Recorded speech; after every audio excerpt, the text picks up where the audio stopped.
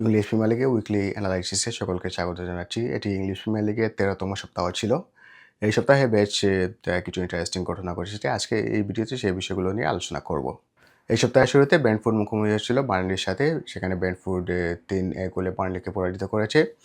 এটি প্রত্যাশিত একটি রেজাল্ট ছিল ব্রেন্টফোর্ডের জন্য, কারণ বার্নলি অবশ্যই এই মৌসুমে একেবারে তলানির দিকের একটি দল এবং ব্রেন্টফোর্ড খুবই ফর্মে রয়েছে। ব্রেন্টফোর্ডের হয়ে আবার ২টি গোল করেছেন থিয়াগো, ব্রাজিলিয়ান স্ট্রাইকার। উনি ব্রেন্টফোর্ডের হয়ে বেশ নজর কাড়ছেন এই মৌসুমে এবং এই থিয়াগোকে নিয়ে আমি আগেও বিশ্লেষণ করেছি। আমার মনে হয় আগামী বছর অথবা ইয়ার আফটার ওকে আমরা বড় কোনো ক্লাবে দেখতে পারবো।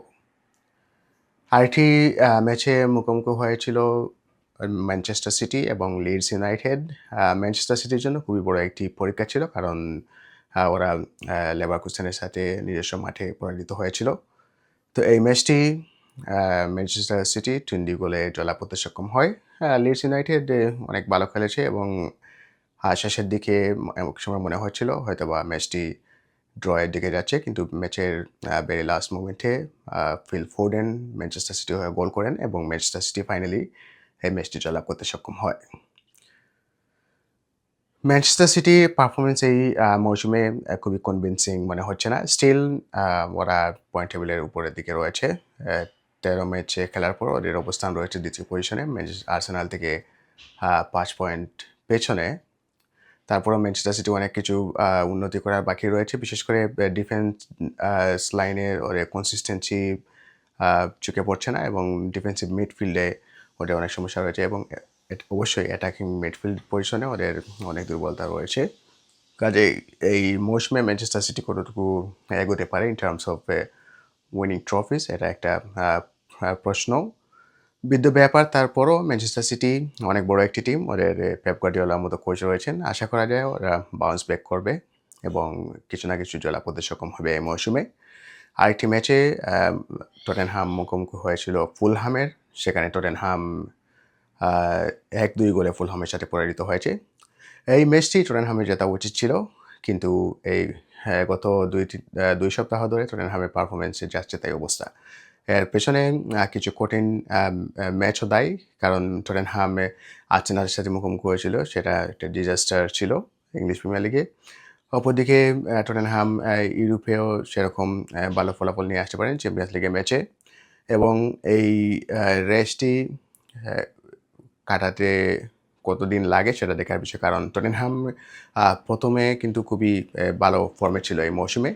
যখন ম্যাচগুলো আস্তে আস্তে কঠিন হচ্ছে, সেখানে টটেনহামের আসলে ওদের আসল চেহারা সকলের সামনে চলে আসতেছে। এই মৌসুমে টটেনহাম খুবই ইয়াং একটি টিম এবং নতুন কোচের অধীনে মৌসুমের শুরুতে আমি আগেও বলেছি টটেনহাম খুবই ভালো করতেছিল, কিন্তু সাডেনলি ওদের পারফরমেন্স ডাউনগ্রেড হচ্ছে। এখন দেখার বিষয় তারা কত তাড়াতাড়ি বাউন্স ব্যাক করতে পারে। আনফর্চুনেটলি ওরা কয়েকটি খুবই টাফ ম্যাচ খেলতে হয়েছিল বিগত কয়েকদিনে এবং ফুলহামের বিপক্ষে আমার মনে হচ্ছিল হয়তো বা বাউন্স ব্যাক করবে ওরা এবং এই ম্যাচটি জয়লাভ করে নিতে পারে, কারণ খেলা হচ্ছিল টটেনহামের নিজস্ব মাঠে, কিন্তু টটেনহাম সেটা করতে পারেনি। আমার মনে হয় আর্সেনালের বিপক্ষে লসটা ওরা আসলে কাটিয়ে উঠতে পারেনি, কারণ এটা একটা বিগ লস ছিল। আর্সেনাল কিন্তু ভেরি ইজিলি ডমিনেন্টলি টটেনহামকে পরাজিত করেছিল। তবে পরবর্তী ম্যাচে দেখা যাবে আসলে টটেনহাম কতটুকু বাউন্স ব্যাক করতে পেরেছে। আরেকটি ম্যাচে নিউক্যাসল ইউনাইটেড এভারটনকে ৪-১ গোলে পরাজিত করেছে। এই ম্যাচটির ফলাফল কিছুটা সারপ্রাইজিং আমার কাছে মনে হয়েছে। আমি অবধারিতভাবেই ভাবছিলাম যে নিউক্যাসল এই ম্যাচটি জয়লাভ করবে, কিন্তু মার্জিনটা যে এত বড় হবে সেটা কল্পনাতে ভাবিনি, কারণ এভারটন এর আগের ম্যাচে ওয়ান ম্যান ডাউন হয়েও ম্যানচেস্টার ইউনাইটেডের সাথে ১-০ গোলে জয়লাভ করেছিল এবং এই ম্যাচটি হচ্ছিল এভারটনের নিজস্ব মাঠে। তারপর ওরা ৪টি গোল কনসিড করে নিউক্যাসল ইউনাইটেডের সাথে। তবে এই ম্যাচটি নিউক্যাসল খুবই ভালো খেলেছে, ডমিনেন্টলি ভালো খেলেছে, সব পজিশনে ওরা ভালো খেলেছে, সেজন্য ওরা ৪টি গোল করতে সক্ষম হয়েছে। এই সপ্তাহে আরেকটি প্রত্যাশিত ম্যাচ হয়েছে লিভারপুল এবং ওয়েস্ট হামের বিপক্ষে। লিভারপুল বিগত কয়েকটি ম্যাচে একটানা পরাজিত হয়েছিল এবং ওদের নিজস্ব মাঠে ২টি ম্যাচে ৬টি গোল হজম করেছিল, একটি গোলও করতে সক্ষম হয়নি। অনেকে আলোচনা করতেছিলেন যে লিভারপুল ওদের কোচিং স্টাফদেরকে পরিবর্তন করে ফেলবে। কিন্তু লিভারপুলের হায়ারার্কি অনেকটা সাহসী সিদ্ধান্ত নিয়েছে। ওরা পাবলিকলি বলেছে যে এখনো ওরা আ আর্নে স্লটের আ পেছনে রয়েছে। আর্নে স্লটের উপর থেকে ওরা আস্থা এখনো হারায়নি এবং সকল প্লেয়ারদেরকেও ওরা একটি মিটিংয়ের মাধ্যমে জানিয়ে দিয়েছিল যে ওদের পারফরম্যান্স উন্নতি করতে হবে। এটি খুবই গুরুত্বপূর্ণ একটি ফুটবল বর্তমান ফুটবল কালচারে এরকম আসলে দেখা যায় না। যখন টিম খারাপ পারফরম্যান্স দিতে থাকে তখন অ্যা সবাই কোচকে সারাই করে ফেলে এবং প্লেয়াররা আসলে যার জন্য আ আমার মতে সবথেকে বেশি দায়ী তাদের আসলে কিছুই হয় না। কারণ রিয়ালিস্টিকলি এটা পসিবল না যে এক টিমের প্রায় ১০-১২ জন প্লেয়ারকে পরিবর্তন করে ফেলা একই সাথে অথবা ছাঁটাই করে ফেলা। অপরদিকে কোচ কিন্তু একজন থাকেন, উনার টিম মেম্বার হয়তোবা ৪-৫ জন। এটা ইজিলি অ্যা কোচের উপর ছুরি চালানোটা সম্ভব হয়। সেজন্য এটা আনফরচুনেটলি বিশ্ব ফুটবলে এটা হয়ে আসছে বেশ কয়েকদিন থেকে। তো এই ক্ষেত্রে লিভারপুল একটু আ ভিন্ন আ পদ্ধতি অবলম্বন করেছে এবং সেটা আমি খুবই ভালোভাবে নিচ্ছি। কারণ ওরা প্লেয়ারদেরকে মিটিং করে যে জিনিসটি বোঝাতে চেয়েছে যে এই পারফরম্যান্সটা শুধু আ কোচদের উপরে বর্তায় না। ওরা আসলে কোচ কিন্তু টেকনিক্যালি অনেক সিদ্ধান্তের জন্য কোচ দায়ী। কিন্তু মাঠে যে পারফরম্যান্সটা দিচ্ছেন তার জন্য প্লেয়াররাই কিন্তু দায়ী।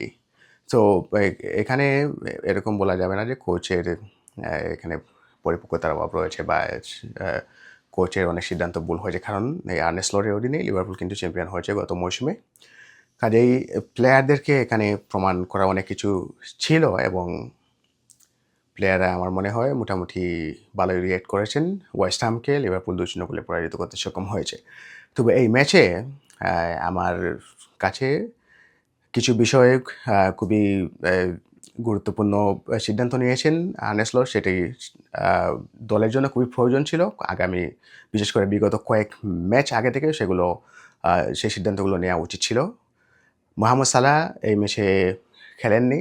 উনাকে বিশ্রাম দেওয়া হয়েছে এবং সেটা খুবই জরুরি ছিল।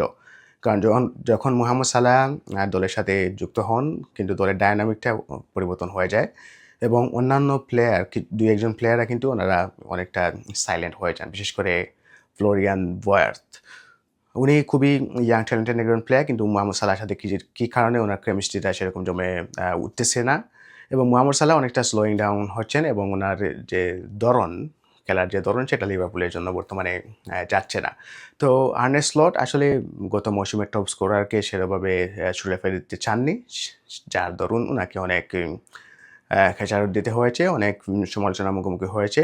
ফাইনালি উনি মোহাম্মদ সালাহকে বাদ দিয়ে দলটা সাজিয়েছেন এবং এখানে আ মাঠে তার অনেক প্রভাব লক্ষ্য করা গেছে। বিশেষ করে আমি যেগুলো লক্ষ্য করেছি যে ফ্রন্ট লাইন অনেকটা আ টিম হিসেবে খেলতে পেরেছে।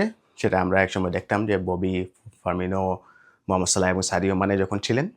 এরকম একটি ভাইব চলে আসছিল একটু মুহূর্তের জন্যও এবং ফাইনালি সেটা লিভারপুলের জন্য ভালোই হয়েছে এবং আমি আশা করব মোহাম্মদ সালাহ কয়েক ম্যাচ থেকে আ বেঞ্চে বসে থেকে শুরু করবেন এবং সেটা উনার হয়তোবা মানসিক একটি রিকভারির বিষয়ও থাকতে পারে এবং উনার পারফরম্যান্সের রিকভারিরও কিছু বিষয় থাকতে পারে। সেগুলো উনি রিকভার করে নিতে পারবেন ইন দ্য মিন টাইম এবং একসময় উনি আবারও ফার্স্ট টিমে ফিরে আসতে পারেন। তবে as of now Liverpool have better option then Mohamed Salah এবং আমি মনে করি আর্নে স্লট সেই অপশনগুলোতে স্টিক থাকা উচিত।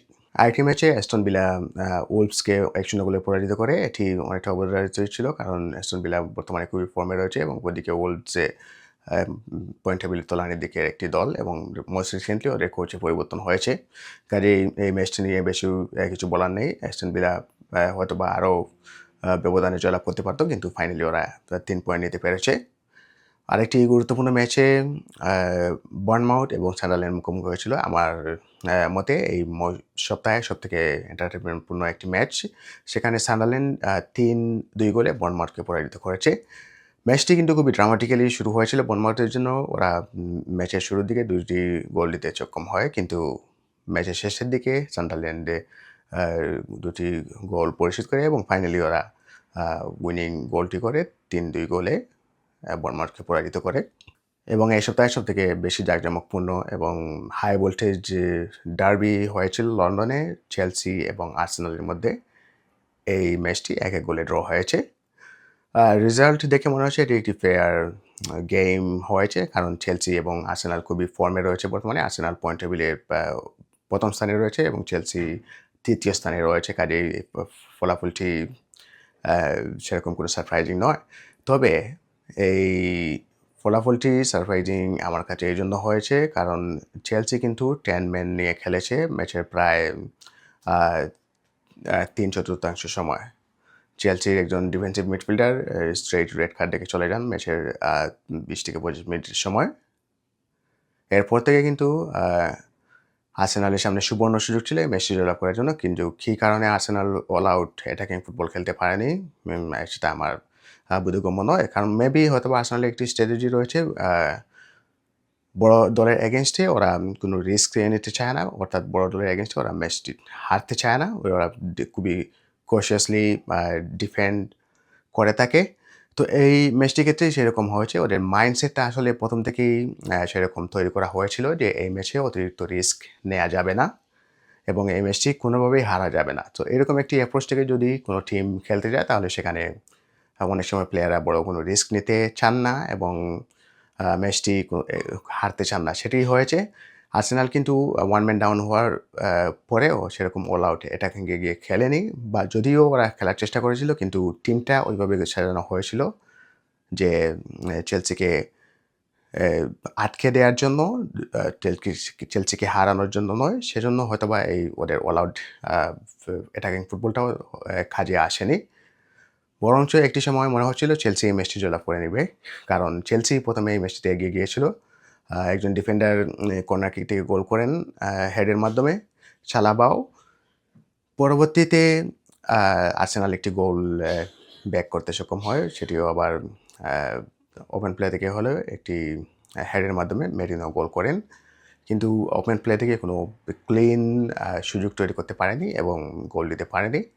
ম্যাচের শেষের দিকে আর্সেনাল মনে হচ্ছিল হয়তো বা জয়লাভ করে নিতে পারে, কিন্তু চেলসিকে অবশ্যই বাহবা দিতে হবে। এরকম একটি সিচুয়েশন সৃষ্টি হয়েছিল অনেক আগে ম্যানচেস্টার ইউনাইটেডের বিপক্ষে। চেলসির ম্যাচের একেবারে প্রথম দিকে একজন রেড কার্ড দেখে মাঠ থেকে বের হন এবং সেখানে কোচের কিছু আজগবি পরিবর্তনের কারণে সেই ম্যাচটি একটা সময় ড্র হয়। কারণ এই ম্যাচ থেকে আমার মনে হয় এনজো মারেস্কা চেলসির কোচ অনেক শিক্ষা নিয়েছেন। এই ম্যাচে সেরকম কোনো পরিবর্তন হয়নি, বরং চেলসি ওয়ান ম্যান ডাউন হওয়ার পরে অনেক ভালো খেলেছে। তো ফাইনালি এই ম্যাচটি আর্সেনালের জন্য সুবর্ণ একটি সুযোগ ছিল পয়েন্ট টেবিলে প্রথম স্থানে তাদের পজিশন আরও শক্ত করা, কিন্তু সেটি আর্সেনাল করতে পারেনি। তবে আর্সেনাল স্টিল পয়েন্ট টেবিলে প্রথম স্থানে রয়েছে, দ্বিতীয় স্থানে রয়েছে ম্যানচেস্টার সিটি, তৃতীয় স্থানে রয়েছে চেলসি, চতুর্থ স্থানে উঠে এসেছে অ্যাস্টন ভিলা। মৌসুমটি যারা শুরু করেছিল খুবই বাজেভাবে এবং একটা সময়ে ওরা রেলিগেশন জোনে চলে গিয়েছিল, কিন্তু they bounced back. Now they are on top 4। Number 5 পজিশনে রয়েছে ব্রাইটনও কিন্তু অনেক ম্যাচ হারার পর ওরা কিন্তু নাম্বার 5 পজিশনে চলে আসে। লিভারপুল রয়েছে নাম্বার 7 পজিশনে। লিভারপুল এবং আর্সেনালের মধ্যকার পয়েন্ট ব্যবধান এখন 9। ওরা মৌসুমে 6টি ম্যাচ হেরেছে, কিন্তু এখনও লিভারপুলকে টাইটেল রেস থেকে ফেলে দেওয়া যাবে না। আমার মতে এখনও টাইটেল রেস হবে ম্যানচেস্টার সিটি, আর্সেনাল এবং লিভারপুলের মধ্যে। আজকে এ পর্যন্তই। আগামী সপ্তাহে ইংলিশ প্রিমিয়ার লিগের খেলা হবে মিড উইক, অর্থাৎ বুধবার থেকে মঙ্গলবার এবং বুধবারে খেলা হবে। তো আপনাদের সামনে আবারও হাজির হব উইক 14 অ্যানালাইসিস নিয়ে। সে পর্যন্ত ভালো থাকুন এবং অবশ্যই চ্যানেলটি সাবস্ক্রাইব করে সাথে থাকুন। ধন্যবাদ।